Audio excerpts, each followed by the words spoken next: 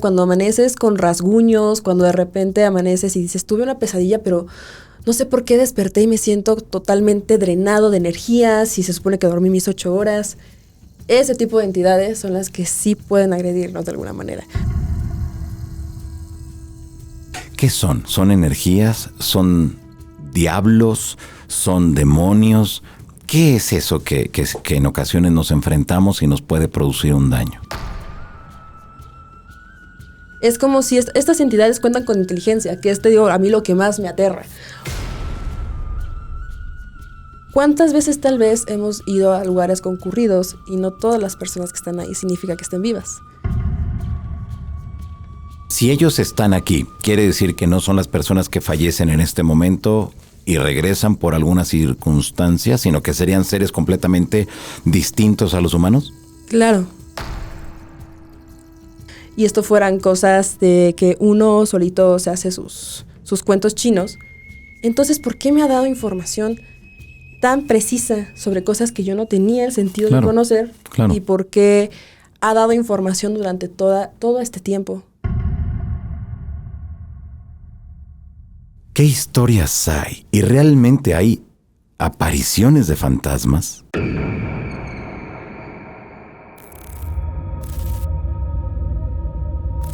Amigos, un gusto saludarlos. ¿Cómo están? Bienvenidos a Sociedad Oculta, este podcast del periódico El Gráfico. Gracias por su preferencia, gracias por estar aquí. Y hoy tenemos a una invitada muy importante, Mar Arriaga, que nos va a hablar acerca de las historias del metro. ¿Sabía usted que en el metro de la Ciudad de México hay cientos de historias que hacen referencia a aparecidos, a voces extrañas? Pues de eso hoy estaremos conversando. Y la invitación, desde luego, para que nos siga también a través de Spotify, a través de El Periódico, en la columna Enigmas, todos los domingos, a doble página, y una columna que se publica desde hace 17 años. Así que bueno, pues 17 años y lo que le falta. Así que bueno, los invito para que estén ahí muy al pendiente, nos lean todos los domingos y estén muy al pendiente de Sociedad Oculta, este podcast del periódico El Gráfico. Mar, ¿cómo estás? Qué gusto saludarte. Querido Johanan, muchas gracias por la invitación aquí al periódico, aquí al podcast, que de verdad el logo me voló la cabeza, que es un alien con su sombrero. Sí. Increíble. Así es, el de Sociedad Oculta. Y mira que siempre el hablar de temas de ovnis, extraterrestres, fantasmas, aparecidos y demás, siempre nos llama la atención y siempre queremos ponerle una figura muy distinta a los humanos. Pero ¿qué tal si son parecidos a nosotros, Mar? Yo creo que son más parecidos a nosotros de lo que creemos. Tal vez por eso están ahí como observándonos, como que les generamos tanto interés. Yo soy de la idea de que, hay un montón de posibilidades allá afuera en el espacio exterior.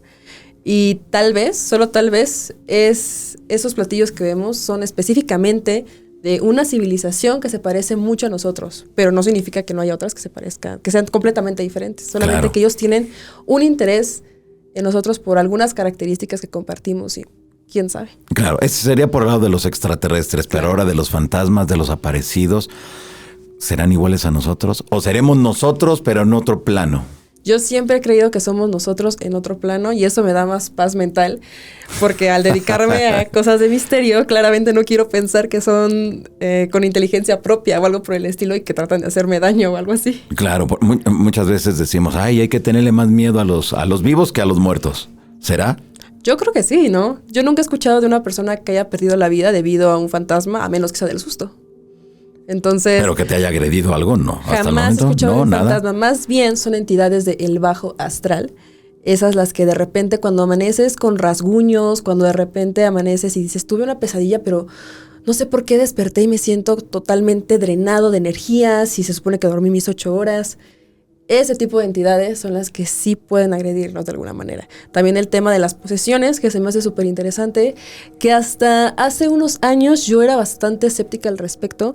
Yo había mantenido una postura en la que son personas que tal vez padecen de algún tipo de enfermedad mental.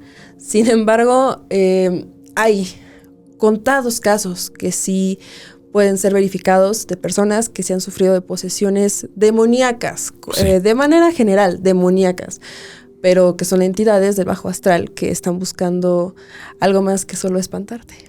Pues sí, ya me imagino. Qué fuerte, pero a ver, ¿Cómo es el proceso mediante el cual esas entidades, esos fantasmas, esos aparecidos te hacen un daño si se supone que no son materiales esas entidades o esos seres? Lo que se ha estudiado, al menos el patrón que se lleva a cabo, es que las entidades tardan mucho tiempo en hacerte daño. De hecho, en las películas vemos que la familia se muda a la casa y entonces esa misma noche el padre de familia tiene una pesadilla y al día siguiente ya se siente raro. No, de ninguna manera es así. Por lo que yo he visto en el patrón de los casos que me han mandado y en las cosas que he podido investigar, son cosas que duran muchos años, Johanan, prácticamente décadas de estas entidades alimentándose hasta un punto en el que debilitan tanto el espíritu de la persona que terminan entrando en él. Así que el primer daño que se genera siempre es el espiritual o el mental, y por ahí van entrando poco a poco. Por eso se cree que justamente en el metro, con esta gran cantidad de personas que a veces van con su energía bajita, como que van cansados, van tristes, preocupados, muchos de ellos son más propensos a sufrir de algún avistamiento paranormal, porque justamente estás en el mood perfecto para que alguna entidad pueda alimentarse de ti. ¡Wow, qué fuerte! ¿Qué son? ¿Son energías? ¿Son diablos? ¿Son demonios? ¿Qué es eso que en ocasiones nos enfrentamos y nos puede producir un daño? Yo siempre he dicho que son entidades del bajo astral, porque ponerles un nombre como un diablo, Ajá. El diablo es una palabra que no me encanta. Demonio es un término que se acuñó a través de la Iglesia Católica para poder determinar a estas entidades que ocasionaban cosas que los humanos no querían aceptar, a mi punto de vista. Okay. Y entonces existen entidades que yo creo que son seres de otras dimensiones, o son seres que no podemos nosotros percibir a través de la vista o tocarlos, pero que existen.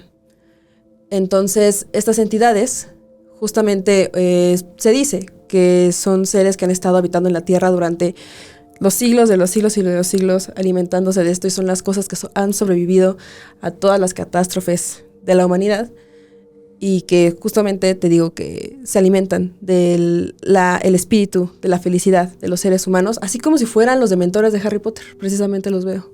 Así tal cual. Sí. Muy bien, si ellos están aquí, ¿quiere decir que no son las personas que fallecen en este momento y regresan por alguna circunstancia, sino que serían seres completamente distintos a los humanos? Claro, y esa es la cuestión. Me han llegado casos de personas que dicen haber jugado la Ouija y de repente contactan con su abuelita.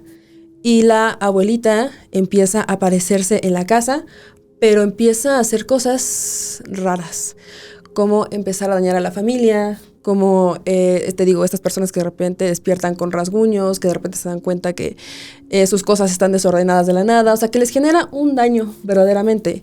Y al final se dan cuenta de que jamás fue la abuelita. O sea, simplemente toman la forma de seres que nosotros queremos, voces de personas que nosotros queremos, pero en realidad no son... O sea, no necesariamente tendría que ser realmente el espíritu de algún familiar, de algún conocido, sino sería entonces que como un egregor, quizá, eso que se transforma en lo que uno desea.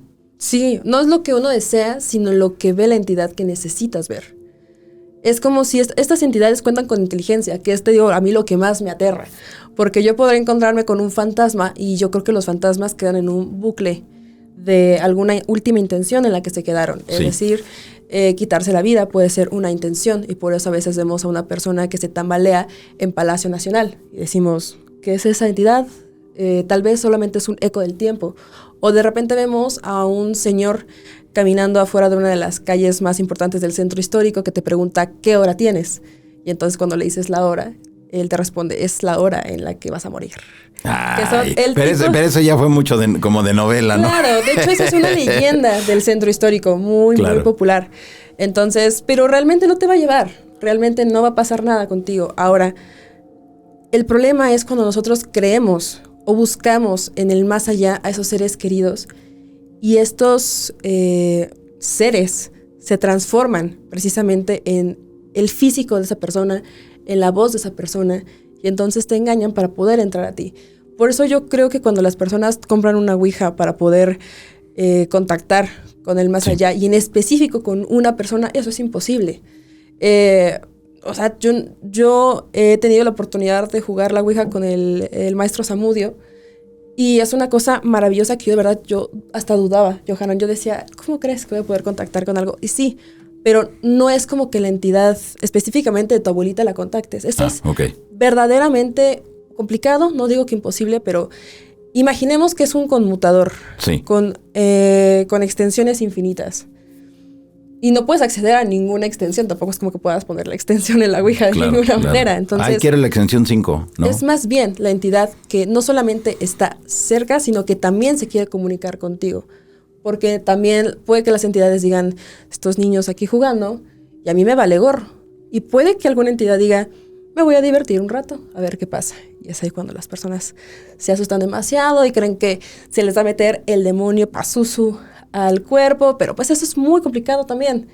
Que una posesión demoníaca se dé son cuestión de muchos factores en específico, que desgraciadamente la Ouija ya tiene un estigma muy grande por la película Exorcista, claro. Pero anteriormente, desde Francia, en estas mesas Kardec. En el siglo XIX. En el siglo XIX, donde jugar la Ouija y cosas espiritistas eran parte de la alta sociedad estudiada, que trataba de buscar qué había más allá.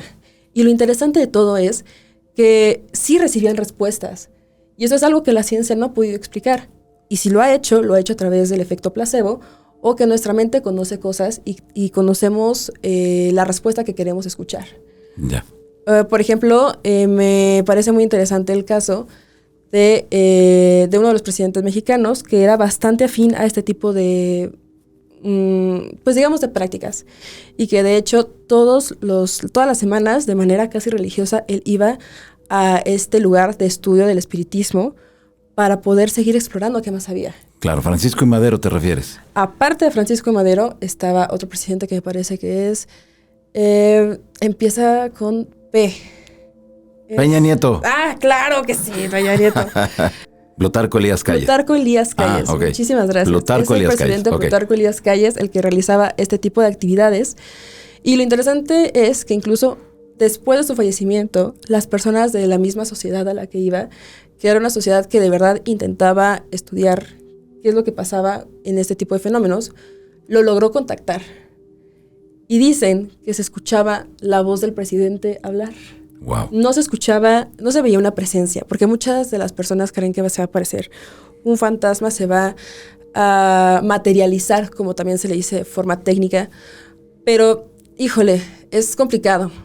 Normalmente lo que por eso se utiliza es la Ouija, y a personas más estudiadas lo que hacen es escuchar, y obviamente las mucho más top ya es ver, y las mucho más arriba es sentir, tocar, ver. O sea, ya así van aumentando justamente las sensibilidades. Y se cuenta que lo que el presidente Plutarco Elías Calles contaba eran cosas personales, que jamás, a pesar de que le preguntaban cosas acerca del gobierno de México, acerca de cosas que estaban pasando, él parecía que estaba muy interesado en contarles cómo era allá, cómo era precisamente encontrarse con las personas que habías dejado de ver hace tanto tiempo. Y les comenzó a hablar del más allá. Claro, les empezó a decir a quién se había encontrado y que había platicado con esa persona y había sido maravilloso. Y eso para ellos fue como, efectivamente hay un más allá. Claro, a ver, para la gente que nos mira en estos momentos, Mar, si tenemos entonces una conexión con esos espíritus, con esas entidades, esas energías, como queramos llamarlo, ellos comienzan entonces a describirte dónde se encuentran, y si es así, la comunicación cómo se da, porque vemos la tabla Ouija y vemos que está el abecedario. Sí. Y poco a poco se va moviendo hacia donde se requiere. En este caso, ¿escuchaban una voz o era a través de la tabla? Ahí fue ya una voz. O sea, es que por eso me parece muy curioso, porque como empecé diciéndoles, es muy difícil contactar a una persona de manera específica. Claro. Entonces, cuando él se les presentó de manera voluntaria, para ellos fue increíble porque parecía que el presidente seguía queriendo expresar lo que él había conocido en el más allá, como para decirles, sigan estudiando esto, por favor. Ahora, me llama mucho la atención esto que nos mencionas, Mar, porque hay que recordarle a la gente que nos mira que en el siglo XIX todo lo del espiritismo, como tú ya bien lo mencionas, es gente pudiente gente que iba a la universidad, gente que se preparaba, y muchos de los que fueron de América hacia Europa a prepararse, trajeron a América todo este asunto del espiritismo, y uno de ellos fue Francisco I. Madero, que creo que es el más conocido, pero también el hecho era de que no lo veían como el contacto con los fallecidos, sino un estilo distinto que podrías alcanzar con esa información un mejor estatus y un mejor nivel de vida, es decir, basado en el amor, la unión, la paz, y no lo que ahora dicen, vamos a pregúntale a ver los números de la lotería, o pregúntale a ver qué me va a pasar mañana. No, era completamente distinto, era un estilo de vida. Sí, era intentar averiguar también el conocimiento que se ha perdido durante mucho tiempo. La razón por la que también el espiritismo no ha avanzado tanto como se debería, también fue por el tiempo de la Edad Media, en donde todo eso estuvo prohibido, donde tener un tarot era prácticamente ser quemado, ser ahogado o que pasara algo. Y por eso creo fervientemente que en algún punto de la historia, si es que seguimos vivos y no nos autodestruimos, vamos a poder averiguar qué es lo que está pasando con este fenómeno. ¿Por qué la ciencia no puede explicarlo? Y si va a haber alguna forma de explicarlo. Porque a pesar de no ser replicable, eso es lo interesante. Y por lo que la ciencia es que considera todo esto una pseudociencia. Porque no es replicable. Y el resultado no va a ser el mismo nunca. Pero aún así sería interesante conocer qué es exactamente lo que nos contesta. ¿Somos nosotros mismos? Y si somos nosotros mismos, ¿cómo es que nuestro cerebro sería la computadora más interesante de toda la historia de la humanidad? ¿Y por qué guardaría información que uno desconoce? Porque te digo, o sea, en esta sesión que tuve de forma rápida con Samudio, te juro, yo cuando entro a un lugar voy con la idea de que no va a funcionar. O sea, así te lo digo, la ciencia por algo no lo pude explicar. Y cuando se movió el instrumento con el que estábamos jugando, y yo vi la cara de la chica que ya no lo estaba moviendo y que yo no lo estaba moviendo, dije, ¿cómo? O sea, tal vez, o sea, hay una explicación científica que dice sí, que somos nosotros. De hecho, hubo un estudio en el que le taparon los ojos a las personas y entonces les ponían la tabla Ouija y les preguntaban algo. Y entonces la Ouija sí se movía, pero describía palabras que no tenían sentido. Luego les quitaban la venda y entonces les hacían preguntas y todo tenía muchísimo más sentido. Así que seremos nosotros respondiéndonos. Y si es así, ¿cuál es la capacidad de nuestro cerebro o a dónde se conecta o a dónde está recibiendo esa información para poder responder?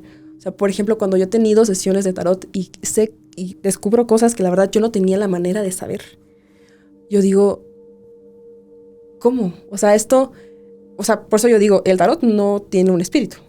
Normalmente, ¿no? No se cree eso. Claro. Así como yo creo que la Ouija tal vez tampoco tiene un espíritu.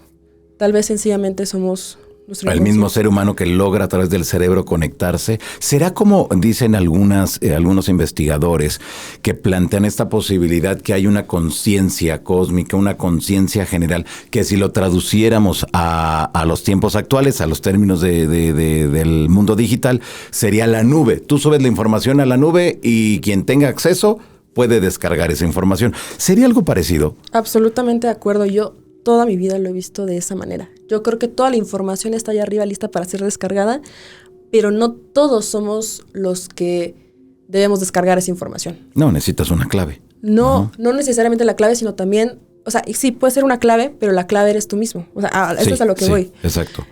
Por ejemplo, pasa mucho que lo trato de poner en términos mucho más terrenales, tal vez porque esto se está volando un poco.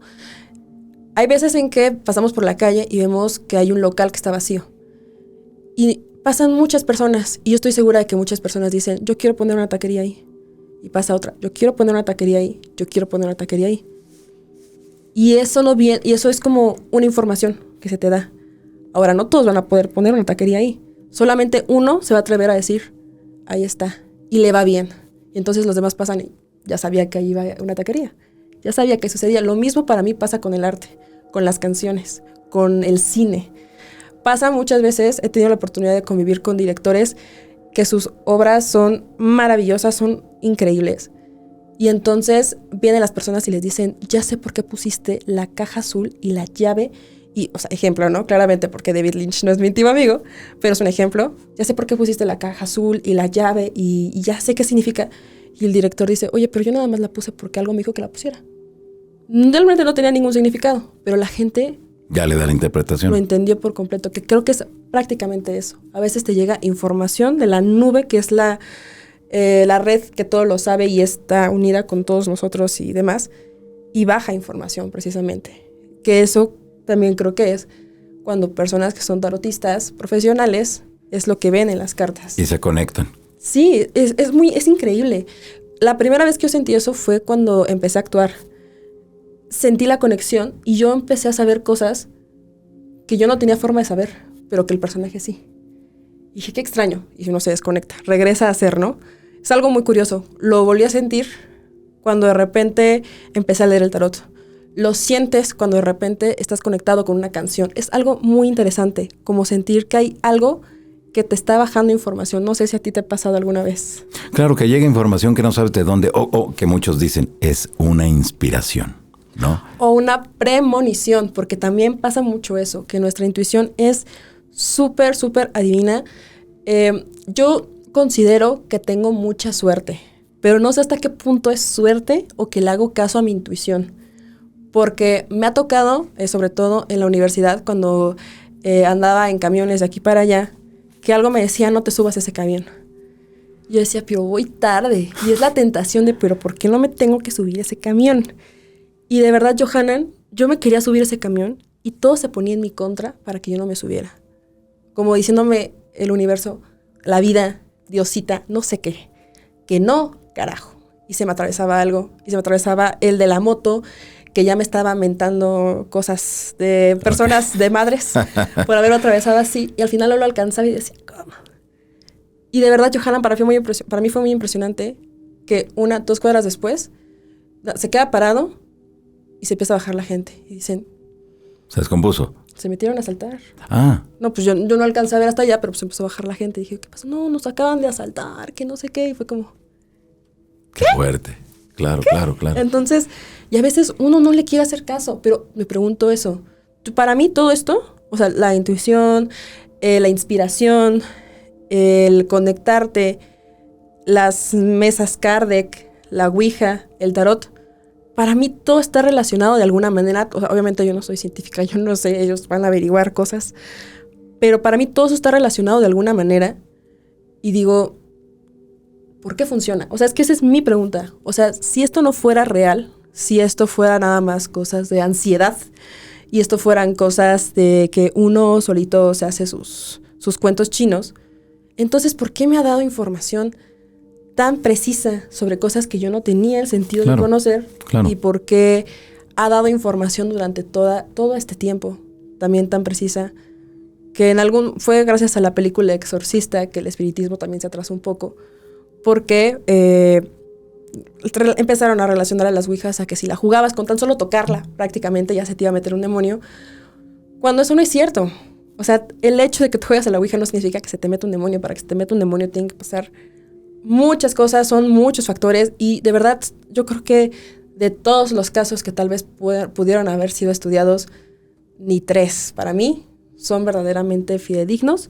Ya. De que ocurrió algún tipo de posesión. Claro, muy bien. Ahora, Mar, con todo esto que nos has hablado de esas energías, de esa información, de eso que se encuentra y que estaría al alcance de todos, pero debemos de tener como un código, una clave, algo especial, o comenzar a estudiar para comprender ese tipo de mundos, esas otras realidades.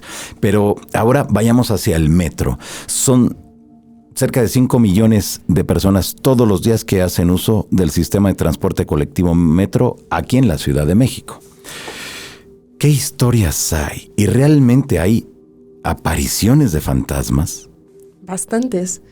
Yo creo que las historias perturbadoras del metro se dividen en 2. Aquellas que hablan de fallas en la realidad, de personas que dicen haberse subido al metro y de repente se dan cuenta de que están en otra estación completamente diferente, o que hay cosas raras en el mismo vagón y después se dan cuenta de que estuvieron tal vez en una realidad alterna. Esas son algunas.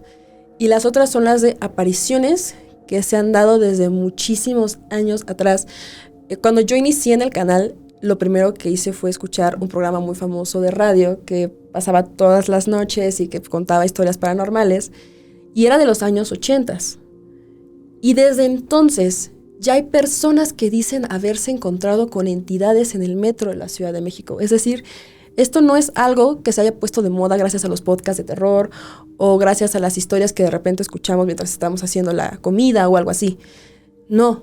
Y el mayor número de avistamientos que se ha dado en el metro es de personas que dicen que se tiran a las vías del tren y al final se dan cuenta de que nadie se tiró, o de niñas que de repente se quitan la cabeza y te dicen, vas a jugar conmigo. O sea, es así muy impresionante. A ese nivel. Sí, claro. O sea, y a mí me parece impactante que desde ese entonces ya estén existiendo apariciones en el metro. O sea, te digo, las fallas en la realidad apenas empezaron a dar alrededor del 2018, sobre todo cuando inició lo del bicho y demás, que la gente empezó a compartir que le pasaban cosas extrañas.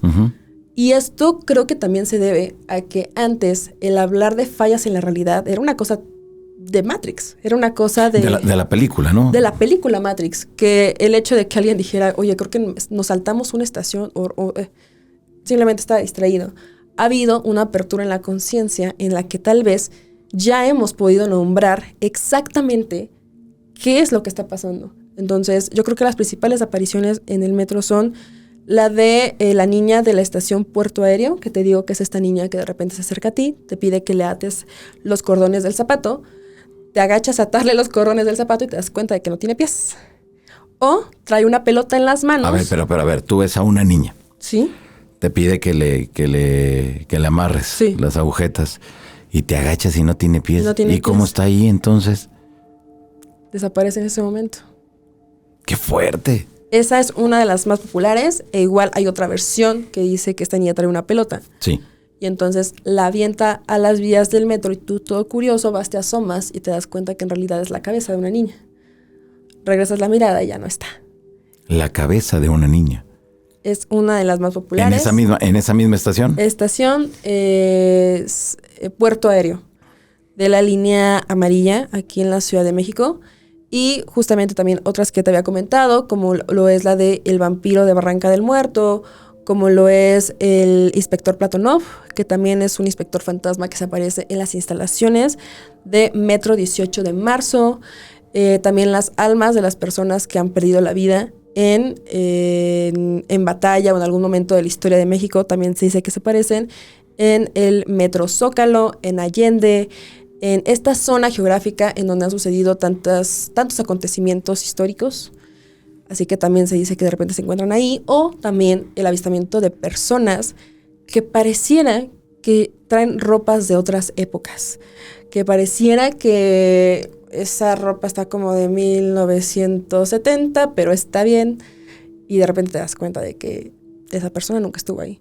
Y entonces ahí ha entrado una de mis incógnitas más grandes, que es cómo luce un fantasma exactamente para ser visto. Claro, desde luego. Y cuántas veces tal vez hemos ido a lugares concurridos y no todas las personas que están ahí significa que estén vivas.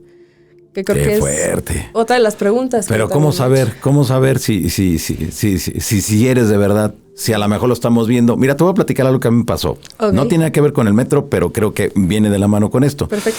Yo voy de estos viajes constantes que hago a la zona del silencio. Llego al Aeropuerto Internacional de la Ciudad de México, la Terminal 2. Estoy ya en los controles, documento mi maleta, ya me voy hacia los controles, estoy sacando mi identificación y el pase de abordar. Se me acerca una persona. Era una señora chaparrita, yo le calculo que unos 60, unos 65 más o menos de altura, unos 55, 60 años de edad, pelo chino, medio rubio, pero me llamó mucho la atención su rostro. Era blanco, estaba maquillada pero muy sutil. Pero su rostro, nosotros tenemos imperfecciones en la cara, ¿no? Granitos, barritos, etcétera, etcétera. Ella lo tenía limpio, todo limpio, limpio, limpio. Me llamó mucho la atención porque pensé, ay, para su edad qué bien se maquilla, sin necesidad de poner un exceso. Los labios tenía un poco de lápiz labial, muy leve, muy tenue, y con las manos en la cintura me dice, ¿usted va para Torreón? Yo no le hice caso, porque las indicaciones que siempre nos dan en los aeropuertos, no hables con extraños y no recibas ningún paquete, ni maleta, nada. Entonces yo dije así como que váyase, no me esté hablando. No le hice caso, me quedé viendo hacia mis documentos, se acerca y me dice, disculpe, usted va, pero así, usted va para Torreón. Y nada más moví la cabeza. Me dice, le encargo a mi amiguita Laura porque va con ustedes. Y no ve. Y yo me quedo, pero si vamos al desierto. En anteriores viajes va gente invidente, pero va un responsable. Y lo llevamos porque es una experiencia distinta para ellos, pero hay alguien que lo va cuidando. Yo no tenía el reporte de que hubiera una persona que no viera, y menos que fuera sola. Entonces, pues yo nada más la vi, la escuché y dije, bueno, está bien. No hablé, no dije nada. Doy dos pasos, 1, 2, volteo hacia donde estaba la señora, no había nadie. Yo pensé, bueno, es el aeropuerto internacional, hay mucha gente, la persona a lo mejor se fue rápido, desapareció de mi punto de vista, de donde yo me encontraba, miles de explicaciones. Paso los controles y le llamo a la coordinadora del viaje y le digo, oye, que viene en nuestro grupo una persona que no ve y no trae a alguien quien la cuide. Y me dice, no tengo ningún reporte, pero hay que preguntar a ver porque nadie me reportó que con esas características. Pero a mí hubo algo en la señora que me llamó mucho la atención, que fue el rostro, las manos, la forma en que me habló, el voltear y ya no estaba. No sé, lo traía ahí yo pegado. Llegamos a Torreón, ya está todo el grupo, eran cerca de 80 personas, y pregunto, oigan, ¿alguien de aquí se llama Laura? Porque allá en Ciudad de México me encargaron. No, nadie. Al día siguiente la coordinadora me dice, oye, ya apareció tu Laura. Es una señora que se registró con otro nombre, pero no le gusta ese nombre y desde niña se puso Laura. Okay. Dije, bueno, voy a hablar con ella. Oye, usted, vi mucha preocupación. Dice, no, nada. Dice, ay, pero ¿qué crees? Tengo una amiguita. Y dije, bueno, ¿y qué? ¿No? Pero es que mi amiguita ya falleció. Y mi amiguita que falleció, siempre que salgo de viaje, va con los encargados y les dice, ay, mi amiguita, se las encargo, cuídenla mucho, que no sé qué. Y yo dije, ¿tiene alguna foto? Dice, sí, pero mi amiga ya fue de las primeras enfermeras en Ciudad de México que fallecieron por el COVID. Me enseña la foto y era la amiga. Así los brazos se me puso chinito todo. Era la señora que yo vi. Yo la vi así como te estoy viendo a ti, de carne y hueso. La vi, tenía un volumen. Yo la escuché, la miré. Ahí estaba en el aeropuerto internacional. Entonces ahí fue cuando dije, y va de la mano con lo que tú mencionabas, que la niña de ahí de la estación del metro, que pide que le amarren las agujetas, la gente la ve de carne y hueso, se agachan y se dan cuenta que no tiene pie y cuando voltean hacia arriba no está, no hay nada. Ahí están. Ahora el asunto es cómo logran materializarse, cómo logran que nosotros no nos dé miedo, porque si a ti te dicen, mira, tal persona murió hace 2 años, dices, pero ¿cómo crees? Hola, buenas tardes. Fallecí hace 2 años, pero vengo a avisarte que mi amiguita claro. Es invidente. Y sí tenía un problema de vista. La señora viajaba por todo el mundo. Ella vivía aquí en Ciudad de México porque era diabética y tenía un problema en los ojos. Entonces, la tendencia con la enfermedad es de que en breve ya iba a dejar de ver. Entonces, ella quería aprovechar hasta donde pudiera mirar para viajar. Yo le pregunto, ¿por qué me dijeron que usted venía sola si veo que viene con su esposo? Es que de último minuto dijo, yo voy para no dejarte sola. Dije, qué curioso, si un fantasma se me apareció, o una señora que ya murió, se me apareció para decirme que usted venía sola y de repente yo la veo con su esposo, pues ya no entendí. Bueno, pero después ya durante el viaje en el desierto entendí por qué la estaba encargando. Se metía a las cuevas, se me subía a la punta del cerro, se andaba tocando a las víboras. Dices, oiga, ya, pare. O sea, imagínate cómo sería la cosa que hasta del más allá venían a encargarla, ¿no? Pero sucedió algo interesante porque ahí es cuando entonces te das cuenta que nadie me lo platicó. Yo lo viví. La vi. A la señora estaba frente a mí en el aeropuerto. O sea que pudiéramos considerar que es el paso de mucha gente. Después, cuando regreso a la Ciudad de México, pido con los controladores de tráfico que conozco y que me ayudaran para solicitar o al menos me permitieran ver el día, la hora en que yo estuve ahí, porque hay cámaras de seguridad. No me lo permitieron, tenía que meter todo un requerimiento especial al gobierno, al director del aeropuerto y a ver si yo justificaba el por qué me lo permitían, si no, no. Entonces fue un rollo, ya no lo pude ver. Pero a lo que voy con esta experiencia que viví ahí en el aeropuerto es el hecho de que ellos se presentan con nosotros así tal cual yo te estoy viendo, tú me estás viendo, de carne y hueso. Tenemos una materia, tenemos un sonido, hay una voz y dices, bueno, ¿cómo podemos explicar eso, Omar? ¿Cómo se materializan en nuestro mundo si ya no están aquí? Esta experiencia que acabas de contar, en mi familia sucedió algo bastante parecido. Te la cuento de manera rápida para regresar a lo del metro. Y es que me parece impactante exactamente esa pregunta. ¿Por qué se materializan? ¿Cómo se materializan? Y lo interesante es que yo dudo mucho que alguien más haya visto o presenciado algo por el estilo, que normalmente es así. Normalmente el fantasma, comúnmente dicho, normalmente se materializa ante una persona, o más bien deja que lo vean, que es algo que me parece también extraordinario tratar de entender, porque yo creo que nuestro cerebro, la forma en la que procesa la información, lo que nosotros vemos es la forma en la que nuestro cerebro la entiende. Y ya, ¿no? O sea, la forma en la que nosotros tocamos cosas y decimos está frío, está caliente, simplemente es un proceso cerebral, de entendimiento del entorno. Ahora, hay personas que tienen el don de ver entidades ya por naturaleza y que han vivido con este tipo de don durante muchísimo tiempo. Hay personas que simplemente tienen ese don y lo bloquean. Ahora la pregunta es, ¿será que más bien ellos se presentan ante ti como que hay un tipo de conexión precisamente contigo porque el encargo era contigo precisamente? Sí, sí. Entonces eso me parece muy interesante. Te cuento esta historia de manera rápida. En algún momento una persona de mi familia fallece de una manera terrible. Fallece en un accidente en la calle y son una cosa horrible. Y mi papá, que es una persona que durante mucho tiempo ha sido de mano dura, de un pensamiento muy duro y que de hecho estudió medicina en Zacatenco antes del movimiento del 68 y demás, y que vio muchas cosas en el 2 de octubre. O sea, es una persona con una mentalidad un poco fría, severa.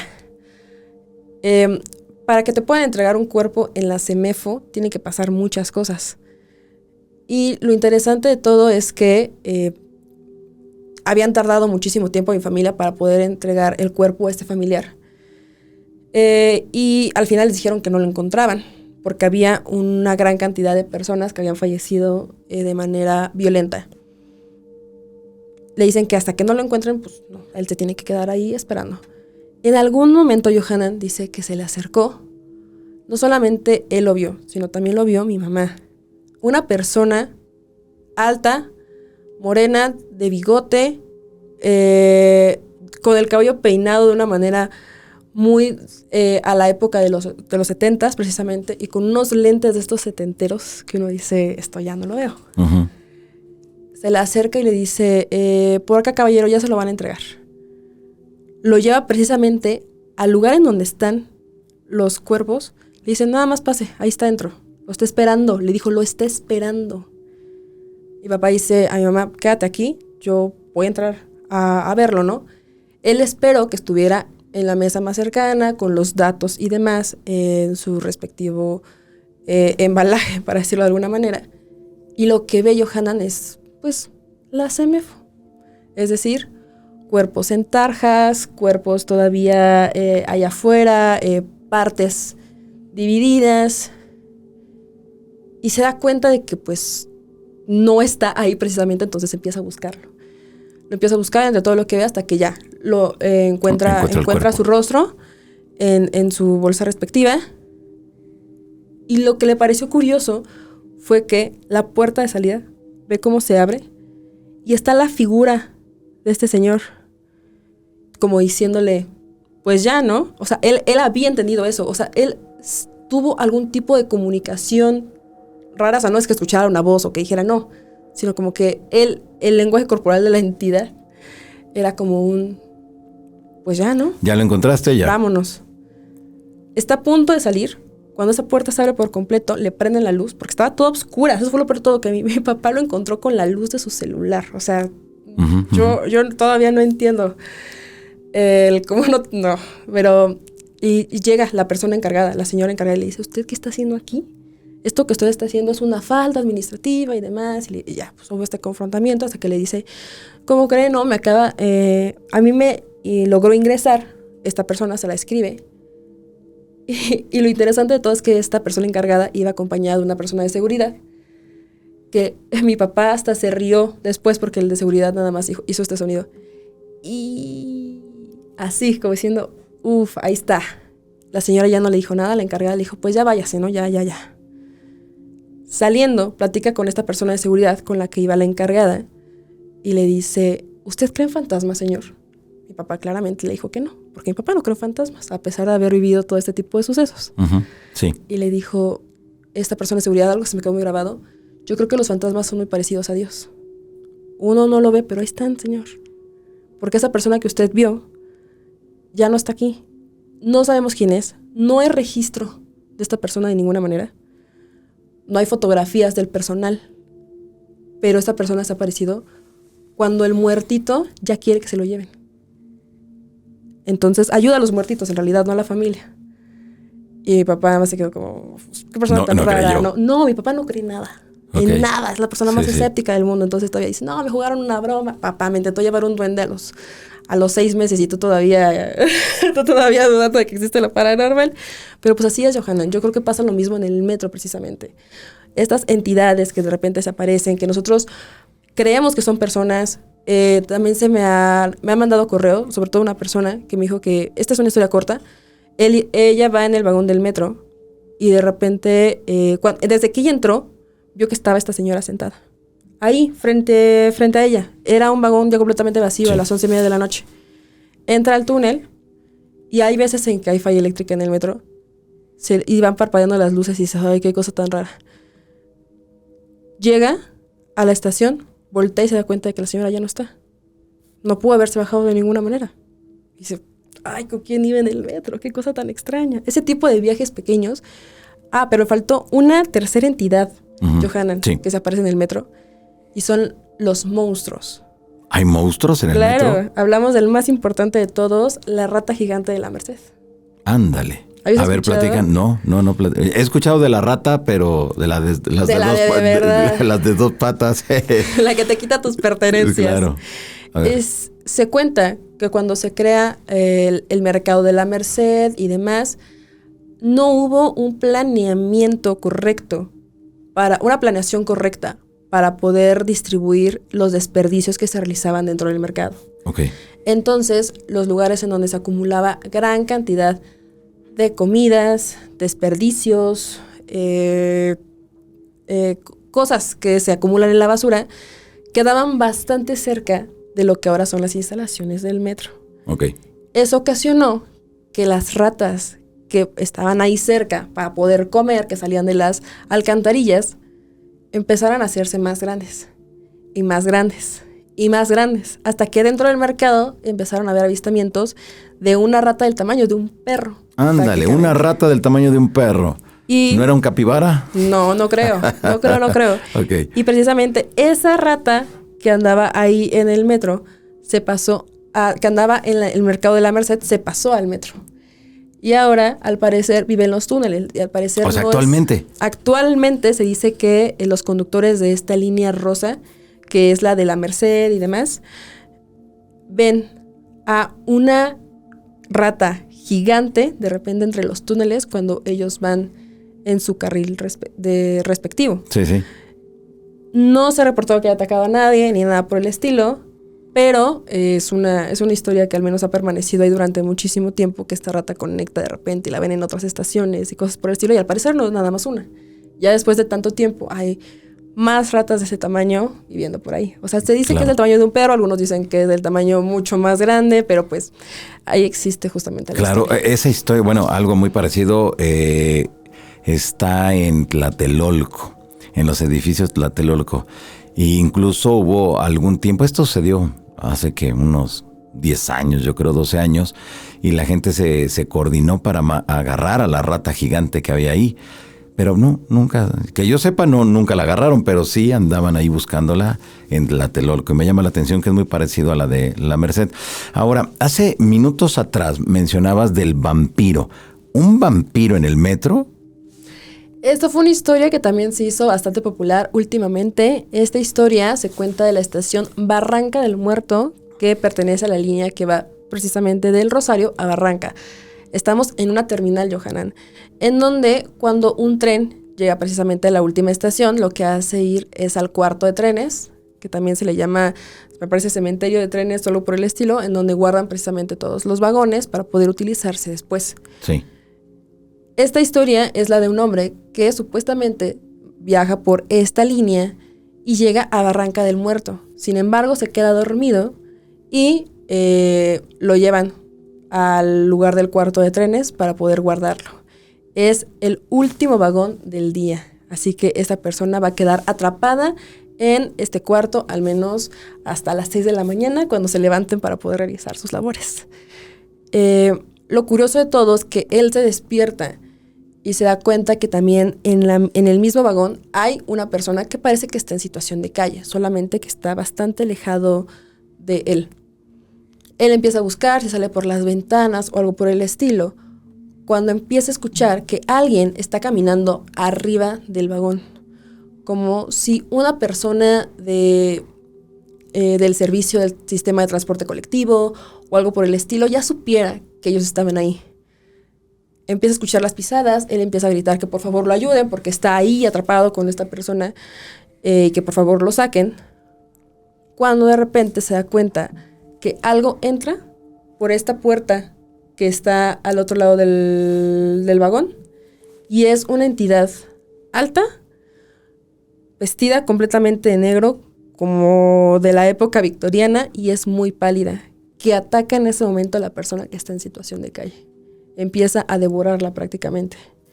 Este hombre, al ver esto, sencillamente sale corriendo y así se creó la famosa historia del vampiro de Barranca del Muerto, que después resultó que era una ucronía, pero que aterrorizó a muchas personas en el hecho de quedarse dormidos en el metro, que ahora ya es una multa, creo, si te quedas dormido en el metro. Claro, pero todo esto tiene, o sea, ¿hay testigos? ¿Se conoce el origen de estas historias o todo forma parte como de una gran leyenda urbana?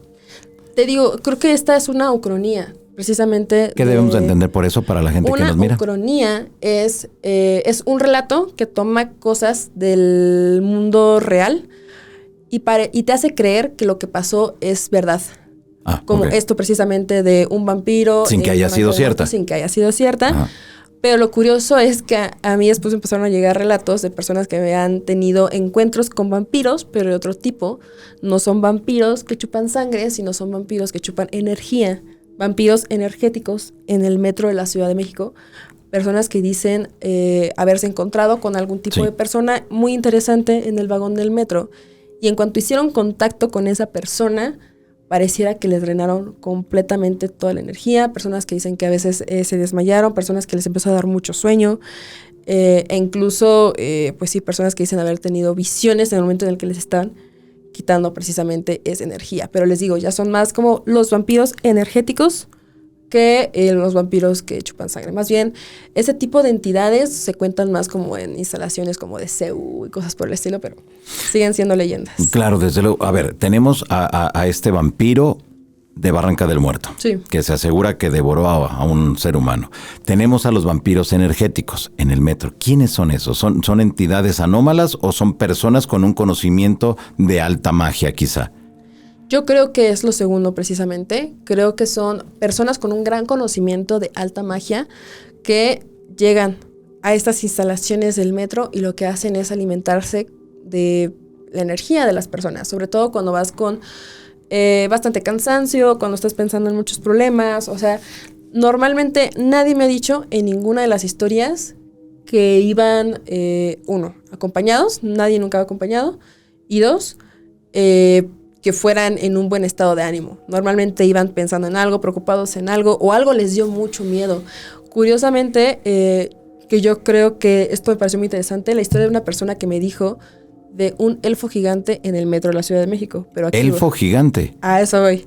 Que me pareció muy curioso y creo que es un modus operandi de esta persona para poder ser un vampiro energético. A ver, ¿cómo es? La chica dice que ella se sube a una estación de la línea 3, la que va de Universidad a Indios Verdes, y entonces el vagón va prácticamente solo, y una de las cosas más interesantes, se da cuenta de que las únicas personas que están ahí son un señor, y al lado, en el asiento de al lado, hay un elfo del tamaño de un niño. De estos elfos que se hicieron bastante popular en los años 90, 2000, que a mí me dieron mucho miedo y no compré ninguno. Uh-huh. Pero uno de esos. Y ella le generó mucho miedo. O sea, el hecho de que incluso el elfo parecía que la estaba viendo directamente, se cambió de lugar, y lo que hizo esta persona al lado fue voltar al elfo como para que la siguiera viendo. Entonces le generaba mucha más incertidumbre. Y para mí, esa fue la entrada para que esta persona más bien le robara la energía o algo por el estilo. Porque ella empieza a referir que se empezó a sentir mareada, que empezó a sentir mucho asco y que sobre todo sentía como si sus ojos se quisieran cerrar, aunque ella no quería. Entonces, veces en que tienes mucho sueño y dices, me aguanto, mientras estás manejando así, dices, no sí aguanto, así. Y ella se quedó completamente dormida y despertó prácticamente igual al final del trayecto, y eso fue porque la despertó un policía y le dijo, señorita, ya vamos a desalojar el tren, ya no se puede hacer rebote ni nada así. Y ya fue como, ¿qué pasó? Y se sentía agotada, cansada, triste. Te digo, como estos dementores de Harry Potter, me parece que está bastante relacionado, pero para mí utilizaron al elfo para darle miedo, pero hubo personas en los comentarios que me dijeron, no, Mar, alimentó al elfo de esa energía precisamente. De ese miedo que le generaba, sí. Comenzó a alimentar al elfo. O sea, esto que hizo la persona de alta magia fue darle como una ofrenda al elfo, precisamente para que siga realizando algo. Porque no sé si te acuerdas de estas historias que se contaban en los 2000s y en los 90s, que cuando tú adquirías uno de estos muñecos, o también conocidos como seres elementales, para las personas que verdaderamente les gustan mucho, tú adquirías uno de ellos y entonces corría la leyenda urbana que si tú no lo cuidabas, ese elfo te hacía cosas terribles, te privaba de la vida prácticamente hasta el final. Claro. Entonces tenías que alimentarlo, cuidarlo, leerle, platicarle. Ponerle una casita. Yo de verdad... Yo moría de miedo porque incluso en mi escuela de monjas había niñas que llevaban su elfo y decía, y yo tengo muy, muy presente el recuerdo de una niña que me decía que platicaba con el elfo y que sí le respondía. No sé si estaba de alucina o si realmente sí le estaba respondiendo, y ahí tengo una evidencia paranormal que perdí. Pero justamente creo que es algo por el estilo. Ahora imagínate estos seres elementales, digamos, que eran de 50 centímetros de altura. Ahora imagínate uno que mida 1.20, o sea, yo sí me aterro, o sea, yo veo eso. No, yo creo que cualquiera, ¿no? Porque así, o sea, los duendes, desde luego, no son muy agraciados, ¿no? O sea, si lo vemos desde la perspectiva humana, porque algunos de ellos son muy deformes, algunos tienen o la nariz muy grande, o los pies muy grandes, o son muy toscos, en fin, hay de las 1000 variantes. Pero aquí el asunto es de que si tú ves eso en el metro, como que dices, ¿qué rollo, no? O sea, me queda claro que cuando nos subimos al metro vemos cada cosa que dices, bueno, pero ya ven a un elfo. Como, sí, ya como ver a un elfo. Creo que esa ha sido como la segunda entidad más fuerte, y creo que la más extraña que han mandado es la verdad, yo creo que es una bruja. Yo no sé exactamente qué es, pero esta persona refiere que igual, el último tren de la noche, y se sube una cosa que es del tamaño de una persona, pero parecía que tenía amarrados por todo el cuerpo trapos, como trapos viejos, y pensó al principio es una persona que está también en situación de calle, que muchas personas en situación de calle utilizan el metro las últimas horas para poder dormirse y demás. Pero lo que le causó mucha curiosidad es que no le veía el rostro. Entonces, imagínense a una bola de ropa, como el del video de Quiero Ver de Café Tacuba. Así, dice que le colgaban parecían tiras como de ropa, y se le acercaba. Y dijo, ¿Qué es eso? No tengo la menor idea. Cuando se intenta bajar se da cuenta que ya no hay nada en el vagón tampoco.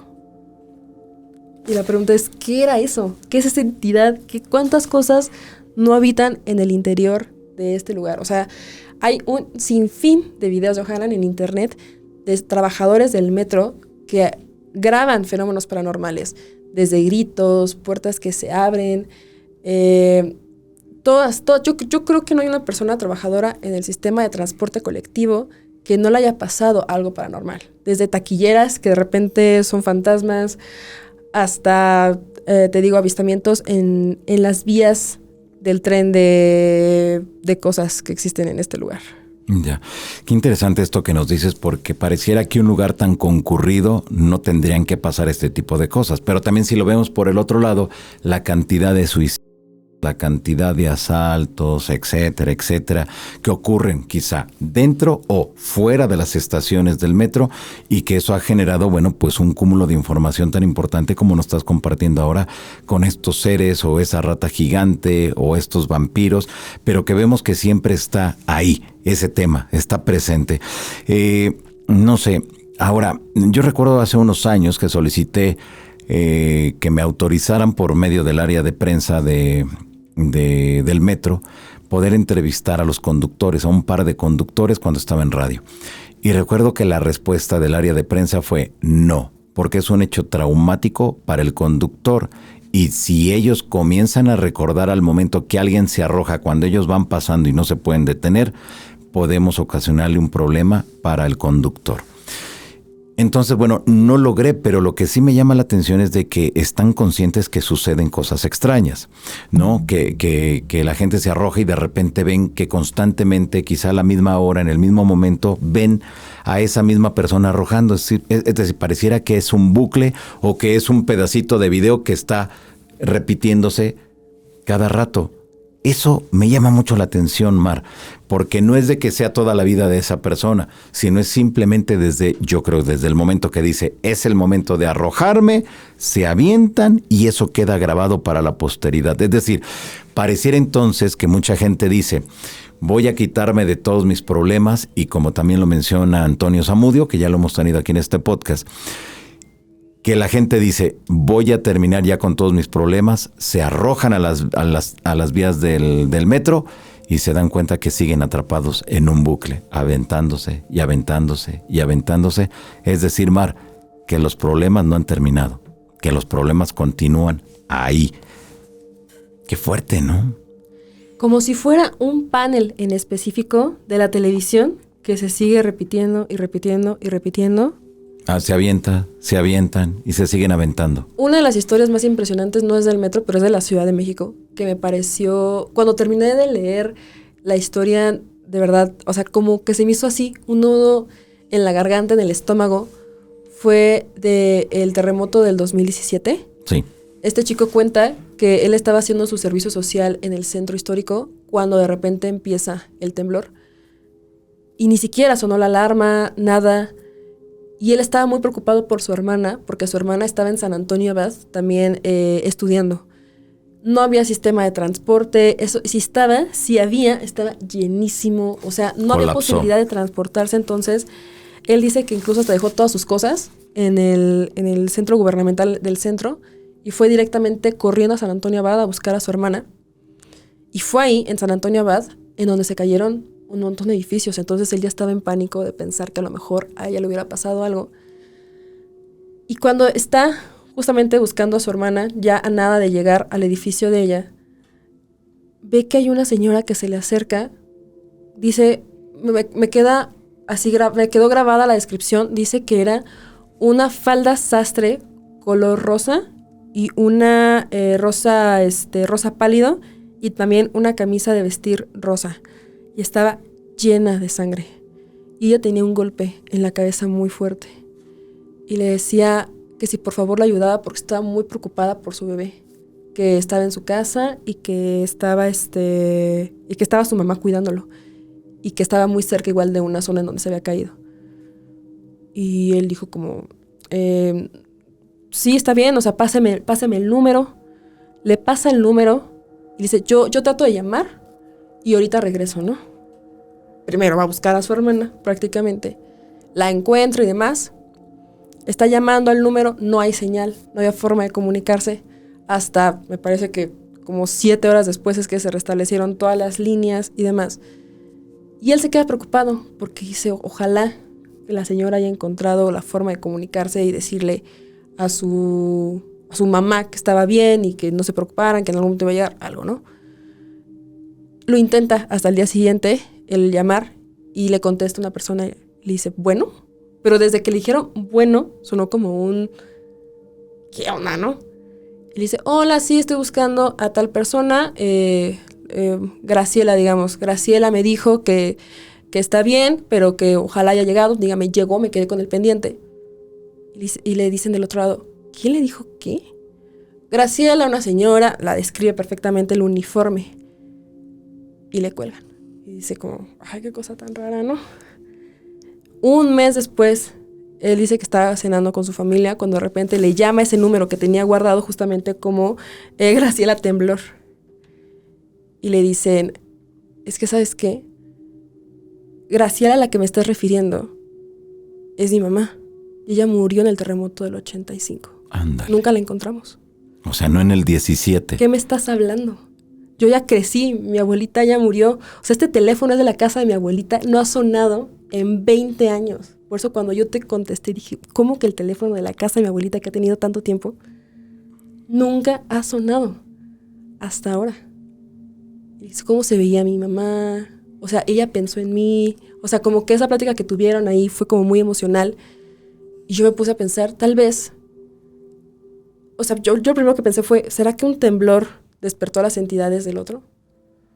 ¿O será más bien que al haber sido realizado el mismo día, que para mí es una de las cosas que en México me parecen más impresionantes, cómo es posible que el 19 de septiembre de estas dos épocas hayan ocurrido 2 temblores de una manera tan catastrófica? Claro, y luego fue el 19 de septiembre del 2022, 3 terremotos en una misma fecha. Eso solamente ha ocurrido en México. En una misma fecha. Es increíble y digo, ¿quién sabe? Tal vez se sincronizó el mundo, tal vez... El espacio-tiempo, tal vez, te digo, un temblor despertó a los fantasmas del otro.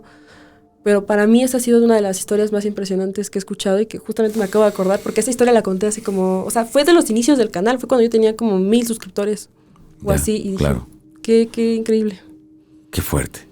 Pero qué interesante porque nos damos cuenta entonces que ante ciertos aspectos de la vida diaria o hechos que ocurren en nuestro planeta, como tú bien lo dices, pareciera que se despiertan esas energías o esos seres y aparecen. O es, no sé si espíritus o lo que sea, pero que estaban solicitando ayuda. Y si te dan ya un número y te dicen, oiga, es que falleció en el 85, no en el 2017, pues ¿qué onda? O sea, no es así tan sencillo todo el rollo, ¿no? Pero sobre todo la preocupación. Yo creo que eso es lo más importante y creo que al momento que pensamos que un fantasma nos va a hacer un daño o algo, nos damos cuenta que no, porque siempre la mayoría de ellos están solicitando ayuda. Que eso es lo más fuerte de todo, Omar. Están solicitando ayuda. Hazme una misa. Ayuda a mi hijo. Se quedó pendiente esto. Dice, bota, pues es puros problemas, entonces, pues... Te encargo a mi amiga que no ve... Por favor, cuídala. Claro, exactamente. Son más preocupaciones que otra cosa, ¿no? Que a lo mejor ya dependerá de cada uno de nosotros si hacemos caso o no a esas recomendaciones que nos llegan del más allá, Mar. Bueno, para ir terminando esta conversación contigo, Mar, ¿por qué te involucras dentro de esto de darle seguimiento a la investigación de los fenómenos paranormales? Yo no me considero como tal una investigadora, sino más bien como una narradora de historias. Okay. Narradora de historias, ok. Entonces, yo he tenido la fortuna, más bien, de que las personas de alguna manera confían en mí y saben que no van a ser juzgadas en cosas paranormales que les han sucedido, porque siempre existe un sesgo de, estaba soñando, te lo imaginaste, mejor ve a tratarte, o sea que obviamente es importante, pero creo que este tipo de vivencias a mí me parecen increíbles porque las he escuchado desde que soy niña. O sea, desde que mi abuela vivió un montón de cosas en Oaxaca, mi abuelo en el ejército. Te digo, mi papá, a pesar de que no cree en cosas paranormales, le han pasado muchas cosas paranormales, aunque él niega Y mi mamá, que también le han pasado muchas cosas paranormales, ella sí los acepta. Así que el escuchar el testimonio de una persona que viene y me dice, Mar, te juro que me pasó esto, a mí me parece impresionante, porque sobre todo sucede en estos lugares tan comunes, que es una constante del canal que yo he notado. Yo lo que hago en el canal es hacer como horas de terror, y lo interesante de todo es que son horas de terror en lugares específicos. Por ejemplo, una hora de terror en el metro, una hora de terror en Chapultepec, y una hora de terror en la Lagunilla. Y entonces me pongo a pensar, ¿será que entonces siempre pasan cosas paranormales? No importa si es de noche o es de día, solamente que no hemos prestado atención.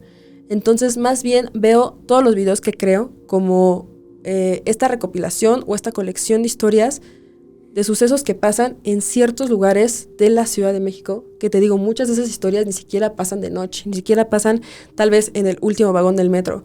Algunas de las historias que incluso tengo, no sé, de Chapultepec, suceden a la luz del día, cuando todos están viendo el lago, los patos, la feria. O sea, es como increíble que nos han metido mucho que todo sucede de noche, todo está oscuro, claro, y exacto, no hay nada, pero no es cierto. O sea, a ti te pasó en un aeropuerto. A plena luz del día. A plena luz del día. No es que haya, o sea, yo incluso no creo que en el más allá exista un tiempo, espacio, ni nada del estilo. Ya veremos, ya averiguaremos, esperamos en muchos tiempos. Pero a esto voy, o sea, creo que el involucrarme no solamente involucra en narrar las historias, sino también me gusta preguntarle a la persona, ¿y cómo te sentiste? ¿Y luego qué pasó? O sea, ¿pudiste haber algún avistamiento? ¿Tú le das alguna razón por la que esto suceda? O sea, el saber no solamente qué pasa en la historia, sino en el sujeto que está viviendo la historia, porque por algo le pasó a ese sujeto. ¿Quién sabe? No sé, es muy curioso. Y creo que también marca mucho de la personalidad de una persona cuando le preguntas, oye, ¿te ha pasado algo paranormal? ¿O crees en fantasmas? Que eso siempre se los pregunto a los Ubers en los que voy, perdón. Es como, señor, ¿le ha pasado algo paranormal en el Uber? ¿Usted cree en fantasmas? Y es muy interesante que hay dos vertientes. El que me dice, sí, mija, y mira, en este Uber yo transporté un muerto, y es como, ¡ah, qué fuerte! Y los que me dicen, no, pero ¿qué crees? Una vez, y ya, digo. Y empiezan a contarte. Claro, ¿no? Que sí. Todos tenemos una historia que contar, Mar. Creo que eso nos queda muy claro, ¿no? Sí. Y no necesariamente tiene que ser algo así muy espectacular. Puede ser algo muy sencillo, pero que para esa persona que lo vivió es algo muy representativo o le va a dejar un mensaje muy claro, muy contundente de algo que necesita en ese momento, ¿no? Absolutamente, porque no es casualidad que te haya sucedido precisamente en ese momento. O sea, yo creo que somos seres que constantemente están tomando decisiones. Entonces, a ti te pasó precisamente en ese viaje, ¿no? Que ibas a realizar, y tú lo realizaste en una fecha que tú puedes creer que fue como tal vez al azar o fue coordinada por muchas cosas aparte, pero aún así el fantasma se presentó. ¿Tú crees que el fantasma dijo, Johanna va a salir el 2 de octubre? No. No, pues no, desde luego que no. Y eso a mí también me da una incógnita, que es, entonces todo ya está escrito, todo ya está planeado. Si todos estamos congeniando entre todos, y entonces no creo que el fantasma ha estado esperando a que Johanna estuviera solo y se estuviera ahí pensando, no. Tal vez ya todo está hecho y ya tú tuviste que haber elegido esa fecha sí o sí, no tuviste opción de elegir otra. E incluso cuando cambias de opinión, no tenías opción, cambiaste de opinión porque así estaba hecho ya. Sí, desde luego. Muy bien, Mar, ¿dónde la gente puede darle seguimiento a tu trabajo? Me pueden encontrar en todos lados como Remanchados de Miedo. Ese es el nombre de mi podcast, en donde les comento que tengo ahí recopilaciones de terror y también tengo invitados paranormales que me cuentan sus experiencias. Digo que espero tenerte por allá próximamente. Perfecto, claro que sí. Ahí me encuentran en YouTube, en Spotify, en Apple Podcast están los episodios, y las redes sociales del canal son Remanchados, ya sea Instagram, TikTok, Facebook, y las redes personales son @mar.arriaga, la A del final es doble. Muchas gracias, Johanna. Eso, pues muchas gracias. Te agradezco que hayas estado aquí con nosotros en Sociedad Oculta. Así que muchas gracias. Pues ustedes que nos miran en diversas partes de la República Mexicana, muchas gracias por estar aquí con nosotros. Les agradezco y nos vemos aquí la siguiente semana en otro episodio más de este podcast que pertenece al periódico El Gráfico, y la invitación también para que todos los domingos me lean en la columna Enigmas a doble página, con lo más importante hasta ese momento que existan sobre los temas del misterio, el fenómeno ovni, en fin, lo que esté en ese momento, usted siempre va a estar bien informado a través de las páginas del periódico El Gráfico. Mi nombre, Johanan Díaz Vargas. Hasta la próxima.